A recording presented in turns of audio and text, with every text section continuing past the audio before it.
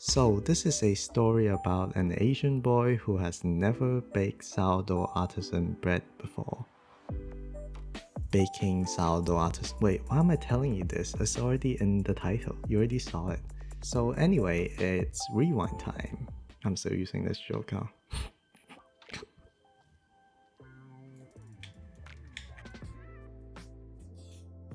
It was around 9 AM. I woke up as soon as I could, but my sourdough levain just didn't seem to really want to wait for me, and it's already slightly past maturity. So I put it into the fridge to try and halt its decline while I do the autolyse. I set up the mixer to start mixing, only then did I realize I haven't measured out any ingredients yet, and so the bowl was empty. So I put everything back and measured out around 730 grams of water. I wanted to aim for a 80% hydration dough, so then I added 200 grams of whole wheat flour followed by 800 grams of bread flour. Now did that sound like 800% hydration to you? Well, apparently it did for me.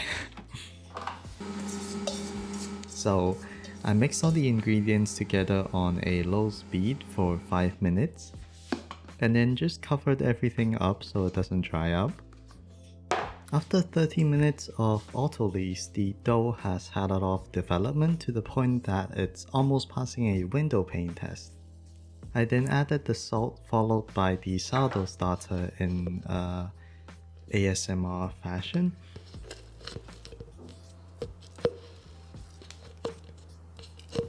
I noticed that it wasn't really incorporating very well as the dough is already very well developed, and also it seemed a drier dough than I would have liked. Makes sense because it wasn't. So I did an impromptu BASSINAGE by adding in 30 grams ish of water. I don't know, I didn't measure. The dough had come undone and that allowed the new ingredients to be incorporated. I let it knead back to medium gluten development.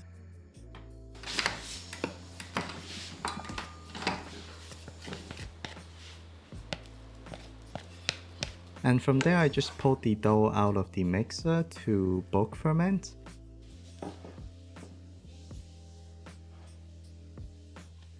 With a container that's a little too small, just a little, and so I transferred it to a bigger bowl, like the big brain that I am. I actually tried to fold it into a neatly fashion to bulk ferment, but well, the keyword here is tried.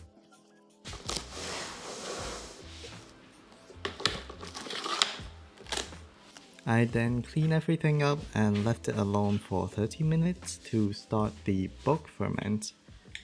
I did my first set of stretch and fold, and for those who don't know, this step is to build strength in the dough by stretching the gluten, as well as redistributing the yeast and the air bubbles to spread it throughout the dough more evenly.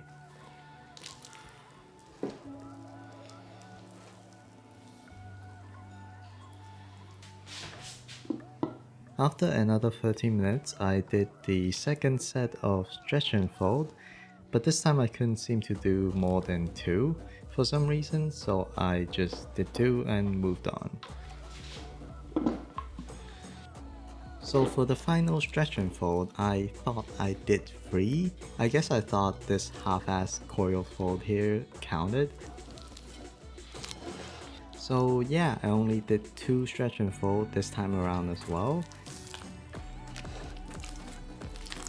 And I put the cover on and left it to ferment and rise for 2.5 hours at 23 to 24 degrees. And so I prepared my bannetons and my dusting flour, which is rice flour.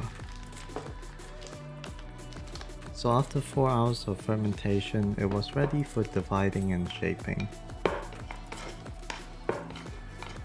I actually didn't know the total weight of the dough because I fucked up the hydration and added the total amount of flour without accounting for the flour already in the levain. It weighed around 1900 grams, so I divided it into a 700 grams and a 1200 grams dough. I then shaped the bigger dough into a bowl round shape and the smaller dough into a petard long shape. With the bowl, I think I was a little too aggressive with the shaping, and I ended up tearing at the surface of the dough, which makes me wonder if I didn't do enough stretch and fold and the gluten wasn't very well developed at this point. As with the batard, I just stitched the two sides together and tried my best not to stick to the dough. Like, I see all these bakers just not sticking to the dough. I don't know how they do it. Then I rolled it up and tucked and rolled it for a few times until it looks decent.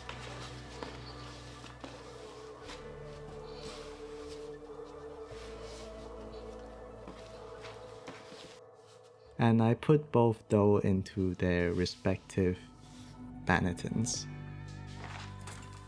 I put both bannetons into the warmer fridge, which usually sits around 9 degrees, and I let it proof overnight. And it was at this point that I felt really anxious about the whole process. Like, is my dough gonna turn out right, or is it gonna just fail completely? And it got to the point where I felt sick in my stomach and I wanted to puke and vomit. Not something you would want to hear about on a food video, but turns out I was just a little sick that day, so yeah.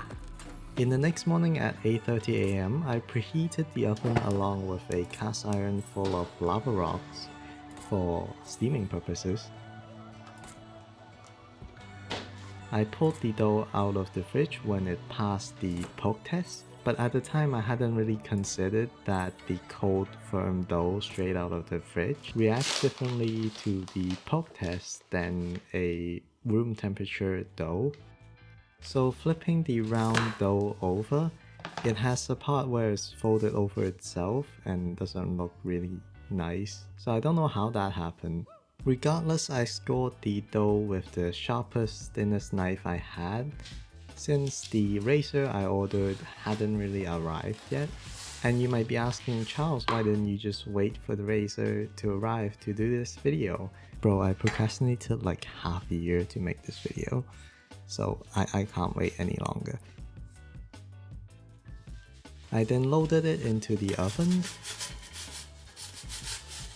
and poured cold water onto the lava rock to create steam.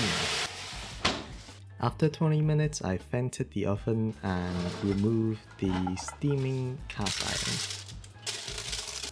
And for whatever reason, this loaf just browned in under 15 minutes, which is very short. And I saw another video that mentioned overproof dough will brown quicker than properly proofed dough, so that might be the case, which is even more apparent with the second batard shaped loaf, because after I scored it and put it into the oven, it's already flatter than Gula's chest, so that's a really bad joke. So anyway, the dough is overproofed, and now we know. Thankfully, both loaves have fairly decent oven spring, and out of the oven I let them rest for at least an hour before I cut into it to reveal the crumb shot. That's the only thing you bake bread for, right? So here it is.